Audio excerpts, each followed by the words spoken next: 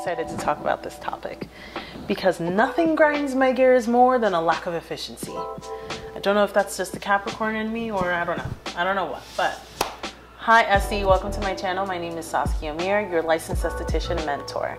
If you're passionate about elevating your esteem as a licensed esthetician, then you're in the right place. Before we get started in today's video, please go ahead and subscribe and click on the notifications bell so that you never miss an upload.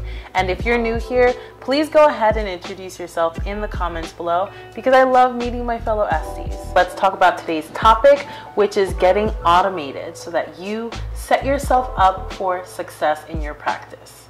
Nothing grinds my gears more than inefficiency, and running a solo practice is not easy. You are everything.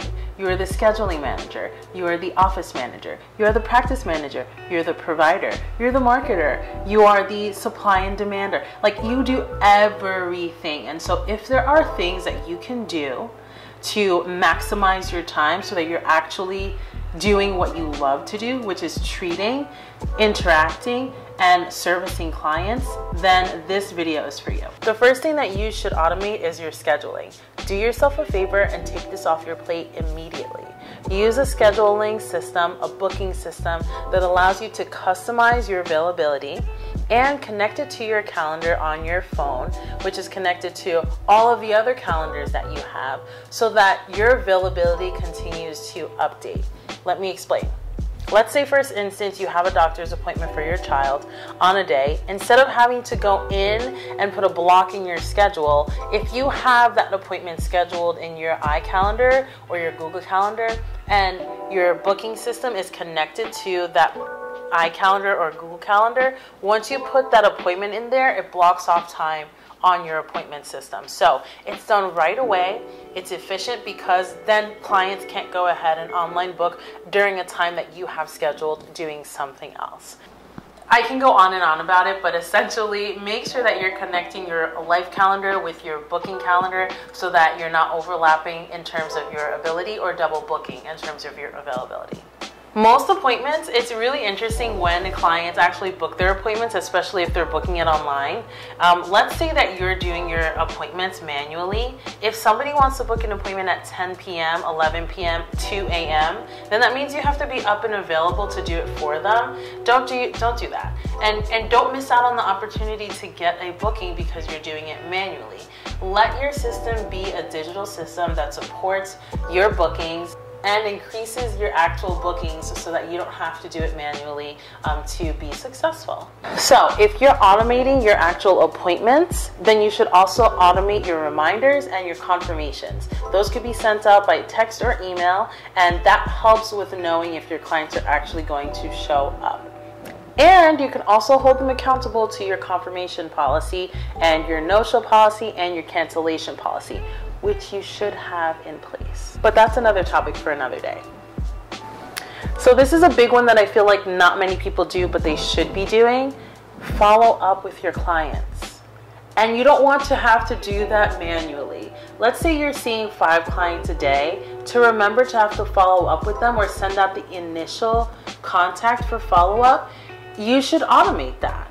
Make sure that once your client is scheduled, you update what they were serviced with for that day. That way your follow-up communication is done automatically, specifically for that client and the services that they received. And the initial contact is already done for you. If there's something that you need to actually follow up on, then you can engage in communication with the client based on that initial contact that was automatically made for you. Okay. Aftercare cards. Aftercare cards are super important because after a treatment, clients forget everything. If you're giving somebody a paper aftercare card, the odds of them losing it or leaving it behind or getting it wet or leaving it, on the counter while they're leaving your spa, the chances are high. So make sure that you're automating a digital copy of your aftercare card for your client as well. Even if you're doing physical cards, send them a digital card too. That way they have it in case they lose their physical copy. And then at some point, ditch the physical and just do digital. After you're done treating a client, you definitely want to ask for an online review, especially if you're a new practitioner starting up a new practice. Even if you're an experienced practitioner and starting a new practice, you still want to ask for reviews. That way you have some notability and credibility so that other people who are looking for practitioners in your area are able to find words of encouragement or wisdom from other clients that have seen you before. Automate that. Don't make it awkward. Just go ahead and ask everybody for a review. Some people will do it, some people won't, but at least you asked. Feedback surveys. I feel like a lot of people are afraid to receive feedback, but if you're not asking for feedback, you may never know what to improve on. Some people feel awkward giving feedback unless asked, so make sure you're asking people, hey, I want to improve and continue to improve the quality of my services and the experience that my clients receive. Please give me any and all feedback that you have. That way your experience can continue to blossom. Like something super simple and like, hey, opens a table, lets people feel comfortable giving you some feedback about the service that you're providing so that you can do better.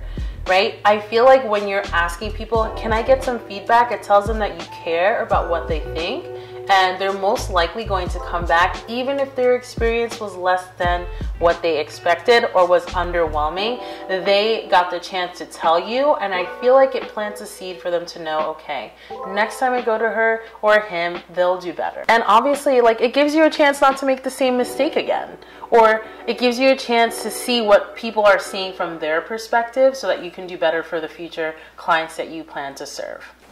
So with your online booking system, you should be able to connect intake forms. Now, the intake forms are not supposed to replace the consultation that you have with a client once they come in, but the intake form kind of saves you a little bit of time so that you kind of know what client you're going to be receiving that day or seeing that day, and then you can better prepare for the service that you plan to provide. Once the client comes in, you have a deeper consultation, you've kind of gone over all of the basic stuff, you've saved time on that, and you can determine where the client's expectations are in terms of the service that you plan on providing them. That way you can come to a happy place. The next thing we're going to talk about is laundry. Laundry can be really annoying and take up a lot of time, especially when you have other things and obligations that you have to meet. So just delegate that. Delegate someone else or another company to do laundry, have them deliver and pick up for you, and call it a day. The last thing we're going to talk about is subscriptions for your products and your supplies. Make sure that you just put these things on a reoccurring subscription. You will get to learn the consistency and the frequency in which you need to have things delivered. But start off with the subscription, save yourself a headache. You never want to run out of gloves, popsicle sticks, waxing strips, etc. Whatever little tools you need and supplies you need, just put those on a subscription. That way you have nothing to worry about. Alright babe, thank you so much for joining me for today's video. If you really enjoyed it, please give it a thumbs up and be sure to share with your Esty bestie. If you haven't already, go ahead and subscribe and join the family. And if you have any comments or questions about the topic that we talked about today, please go ahead and leave a comment down below so we can chat. If you want to connect with me on other social platforms, I will leave the link for you down in the description below. But as always, thank you for joining our Esty family, and I'll see you in the next video. Bye!